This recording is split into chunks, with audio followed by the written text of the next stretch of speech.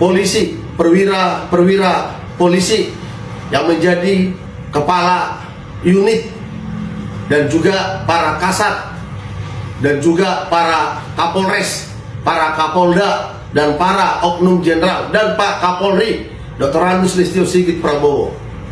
Ini saya menghapus rai dari pribadi saya yang adalah Ketua Umum Partai Kebenaran Nasional.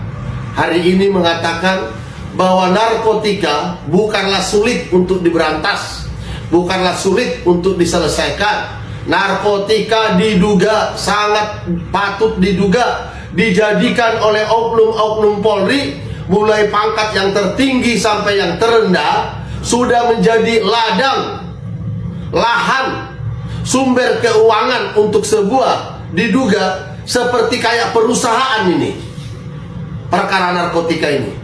Saya sudah katakan tadi di Mabes Polri, pemerintah pusat, dia ada Menteri Keuangan, di mana Menteri Keuangan sekarang Bapak Purbaya mendesak supaya pajak disetorkan sesuai dengan mekanismenya.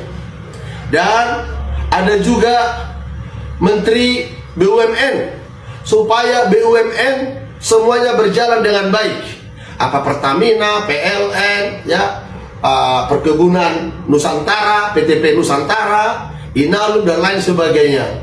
Itu biarlah menjadi sebuah badan usaha milik negara yang harus kita dukung supaya menghasilkan keuangan. Demikian juga dengan pemerintah daerah, provinsi dan kota dan kabupaten. Ada BUMD, badan usaha milik daerah.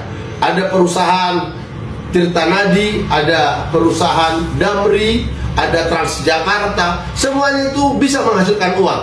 Di samping daripada PAD, pendapatan asli daerah. Inilah pemerintah yang harus mengembangkan badan usahanya, ya.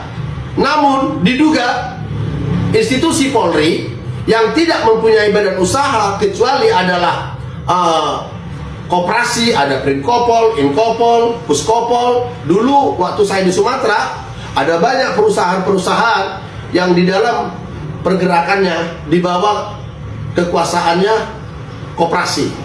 Contohnya perusahaan kayu ini, pengetaman kayu ini di bawah koperasi Puskopol. Itu ada dulu itu, tahun-tahun 2000-an. Nah, kenapa kepolisian itu untuk biaya ahli, kata penyidik, harus kami kumpul-kumpulkan dulu Pak, untuk membayar ahli, itu di reskrim. Tetapi diduga, dan sangat patut diduga, perkara narkotika telah membuat para oknum Polri kaya sendiri, buncit sendiri. Arti buncit bukan karena perutnya gede dalam konteks body, tapi telah kenyang, pundi-pundinya telah banyak uangnya. Contoh, mantan Kapolda Sumatera Barat Teddy Minahasa telah berhari-hari, berbulan-bulan dia di perairan Cina hanya untuk mengejar jaringan narkoba lewat perairan air. Tapi apa yang terjadi? Sabu yang ditangkap oleh kepolisian, yaitu Polres Bukit Tinggi, telah diperintahkan oleh dia supaya diganti dengan tawas, dan barang itu dijual di Jakarta Utara. Sadis enggak? Saya mengapusi rai, tak pernah mundur dari pribadi saya yang punya karakteristik, punya integritas, jiwa pelopor, dan juga saya adalah patriot. Saya akan tetap menyerukan institusi Polri jangan lagi mencampuri dan menangani perkara narkotika. Diduga menjadikan perkara narkotika sumber keuangan pribadi, dan sangat kaya pribadi-pribadi kepolisian ini.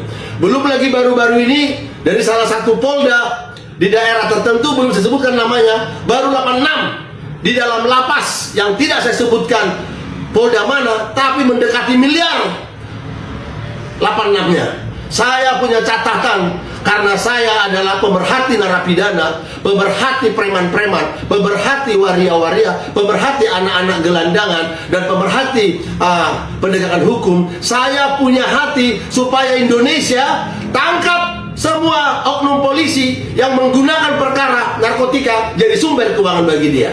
Saya minta ini kepada Bapak Presiden Prabowo Subianto. Dalam sebuah perjalanan saya tetap mengandalkan Tuhan.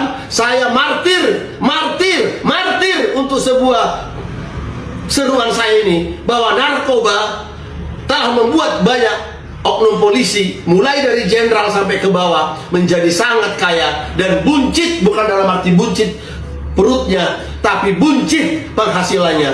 Ingat, hari tuamu sudah dekat, dan apa yang terjadi apabila ajalmu tiba, apa yang engkau lakukan, bahwa generasi anak bangsa rusak gara-gara narkotika. Kami Perisai Kebenaran Nasional di sini ada layanan konsultasi bantuan hukum, layanan konsultasi bantuan hukum, LKBH Perisai Kebenaran Nasional, bukan LKBH dalam konteks umum. Kami selalu mengerjakan tugas-tugas penanganan perkara tidak berdasarkan dengan cara-cara pencitraan supaya viral. Untuk apa viral? Bukan viral tujuan kami, tapi karena suara kebenaran, suara yang disertai oleh kebenaran Tuhan dan kebenaran negeri ini, di backup oleh kuasa Tuhan, akhirnya kemana-mana FYP saya sampai ke Malaysia, sampai ke luar negeri. Karena memang Tuhan memakai Perisai Kebenaran Nasional untuk bicara tegas kepada para oknum aparat penegak hukum. Bukan semua para jenderal, oknum polisi seperti yang saya katakan tadi diduga, tapi ada yang baik-baik. Biarlah yang oknum polisi yang nakal mencontoh yang baik, supaya yang baik itu menjadi banyak di institusi Polri. Demikian saya sampaikan dari kantor Perisai Kebenaran Nasional. Saya menghapus rai Ketua Umum Perisai Kebenaran Nasional. Wassalamualaikum warahmatullahi wabarakatuh.